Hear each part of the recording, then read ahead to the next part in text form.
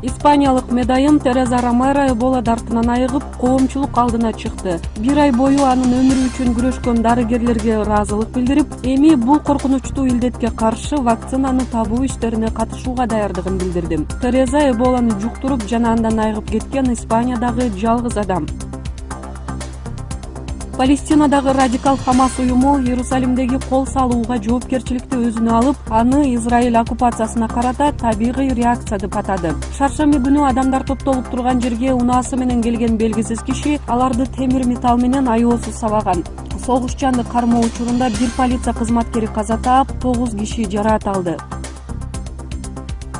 Грузияда саясий каатчылык орун алды. Өлкөнүн коргоо министри Иракли Аласани отставкага берген соң, тышкы иштер министри Майя Пандикидзе да ишин тапшырып берди. Отставкага кеткен саясатчылар Грузиянын евроатлантикалык багыты коркунуч алдында калганын белгилөөдө.